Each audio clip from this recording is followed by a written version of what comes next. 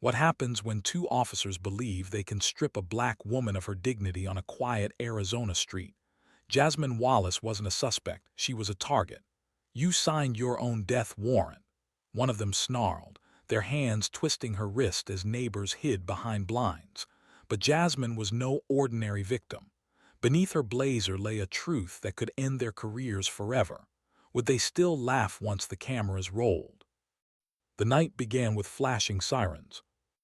The night air in Glendale, Arizona, was still heavy with desert heat when flashing red and blue lights cut across the quiet street. Jasmine Wallace, dressed in a sleek black suit, had just pulled over her Mercedes SUV outside a friend's house. She barely had time to unbuckle her seatbelt before two white officers stormed up, one male, one female, their boots pounding against the pavement like a warning drum. "Step out of the car, black lady. Now," the male officer barked. His hand hovered over his holster as if she were already guilty. Jasmine looked up calmly, though her pulse raced. "Is there a reason I'm being stopped?" The female officer leaned in, smirking through clenched teeth. "Suspicious behavior, loitering, a black woman sitting in a Mercedes at night, doesn't add up." The words landed like glass shattering in silence. Across the street, a porch light flicked on, neighbors peering out from behind blinds. Jasmine breath steady, trying to contain the storm inside. The male officer yanked her door open, his voice laced with venom. "Hands where I can see them. You people never learn." Jasmine rose slowly, her tailored blazer catching the glow of the cruiser's headlights. "You're making a mistake," she said quietly.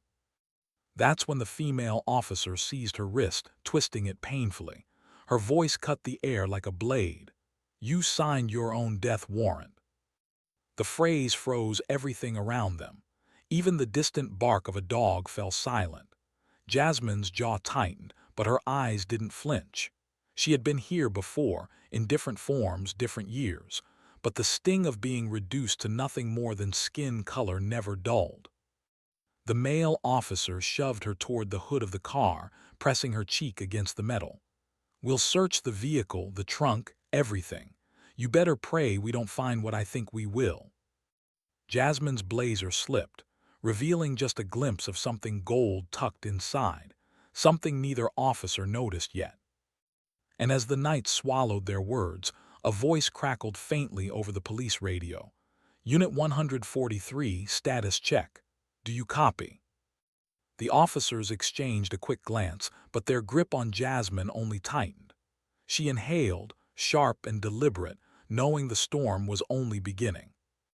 The rough push against the hood left a faint scrape across Jasmine's cheek, cold metal biting into her skin. The two officers circled like predators, their flashlights darting through her car. Plastic bags from the grocery store were tossed aside, one spilling fruit across the pavement. An apple rolled into the gutter, forgotten, like her dignity in this moment. "Look at this," the male officer sneered, holding up a receipt. "Buying wine for who? You people can't even afford rent in this neighborhood." His partner chuckled, the sound sharp and humiliating. Jasmine kept her voice even. "That's enough." But the female officer leaned close, her breath sour with gum. She tapped Jasmine's necklace with a gloved finger. "Nice jewelry, bet it's stolen." The words pierced deeper than the grip on her wrist. It wasn't just an accusation. It was a reminder of every stereotype she'd been fighting her whole life. Across the street, a teenager paused on his bike, watching wide-eyed. His phone rose halfway, hesitating as if even he feared becoming the next target. Jasmine caught his gaze for a moment. Silent but powerful, someone was seeing this. The male officer slammed the trunk shut. "Nothing here, she probably swallowed it." His laugh was harsh, echoing against the quiet houses. The humiliation wasn't just in the insults. It was in the tiny, cruel details. The tossed groceries, the dirt on her suit, the eyes of strangers behind blinds. Jasmine swallowed hard, steadying herself. "Search me then," she said, "but do it by the book." The female officer's grip tightened. "By the book, honey, we write the book out here." Jasmine's muscles tensed. Years of discipline, years of restraint, all pressed against the edge of breaking. But she held. She knew this moment was bigger than herself. The male officer snapped his fingers, grinning. Cuffs. Let's put her on the ground where she belongs. Neighbors' blinds shifted again. A child's voice whispering from somewhere, "Mom, why are they hurting her?" The question lingered like smoke in the night. Jasmine's jaw clenched, her eyes sharp as steel. If this continued, something irreversible was coming. What would you do if this happened to you? And just then the radio crackled again, louder this time. Unit 143, status check. Do you copy? The two officers froze for a split second, long enough for Jasmine to know the tide was waiting to turn. The grip of the cuffs bit into Jasmine's wrists as the male officer forced her to her knees on the hot asphalt. Her tailored blazer, once a symbol of authority, now dragged in the dirt. Around them, the silence of the neighborhood felt suffocating, like the world was watching but no one dared to intervene. "On your knees where you belong," the male officer spat, his voice dripping with triumph. Jasmine raised her head, eyes fixed straight ahead. "You'll regret this." The female officer laughed, loud and mocking. "Regret? Sweetheart, you should regret being here at all. Black woman in a Mercedes in this part of town. You stick out like a sore thumb." The words landed heavy, an open wound pressed again and again. To them, she wasn't a professional, wasn't a captain, she was invisible, stripped down to a stereotype. The more she resisted, the more they tried to erase her humanity.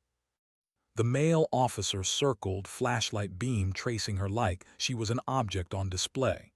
"You see, out here, nobody cares about your little rights. Out here, you're just another suspect." Invisible, that's what they wanted her to be.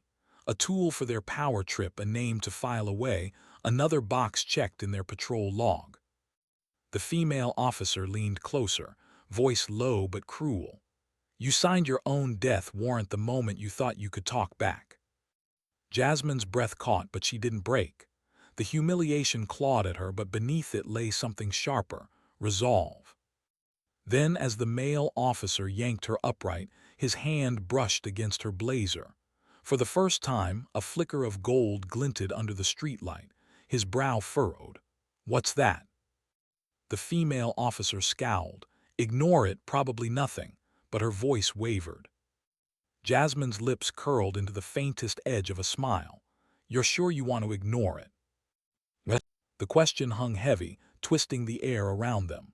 For the first time, the certainty in their faces cracked. The radio blared again, urgent. "Unit 143, confirm your status immediately." The officers froze, exchanging nervous glances. Jasmine slowly lifted her chin, her calm more dangerous than any struggle. Because the truth was about to surface, and it wasn't the truth they expected. The silence that followed was razor-sharp. Jasmine rose slowly, the cuffs clinking as she straightened her back. Her blazer shifted, revealing the badge gleaming under the harsh streetlight. The gold caught both officers' eyes, and for the first time, fear eclipsed arrogance. She spoke clearly, every word a hammer blow. "Captain Jasmine Wallace, Internal Affairs, and you just signed your careers away." The male officer stammered, his bravado leaking out like air from a punctured tire. This isn't fair. You can't." Jasmine cut him off, her voice ice cold. "Fair? Was it fair when you shoved me to the ground? Was it fair when you humiliated me in front of this neighborhood?" The female officer tried to mask her panic with anger. "Nobody will believe you. It's your word against ours." Jasmine held her gaze unblinking. "You think so? Body cam, dash cam, my camera's inside the vehicle. Every second of this is recorded. The world won't just believe me, they'll watch you destroy yourselves." A sharp gasp rose from the teenager across the street, his phone now held high, recording. More blinds lifted, more eyes emerged. The two officers, once predators, now looked like trapped animals. The radio blared again. "Unit 143, dispatch here. Confirm your location. backup en route.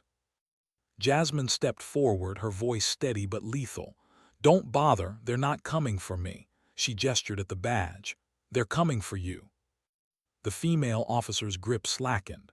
The male officer's shoulders sagged. Power had flipped, completely and irrevocably. Jasmine pulled free, rubbing the red marks on her wrists. Then she bent to retrieve the grocery bag tossed aside, lifting the bruised apple from the ground. She held it up for a moment, a small, ordinary thing, now bruised like her dignity. "Tiny scars," she murmured, "but they tell the whole story." She turned to the officers one last time. "Justice has to be louder than hate. Tonight it will be." The Internal Affairs SUV pulled up, headlights washing the street.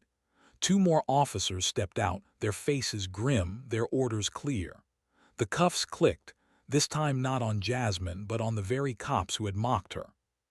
She slipped back into her car, engine humming to life, the folded letter from her father resting safely in the glove compartment. Her final words carried both warning and promise. "Your death warrant wasn't mine, it was your own career's. Remember that." And to everyone watching, if you believe justice must be louder than hate, drop your city in the comments, share this story, and subscribe for more.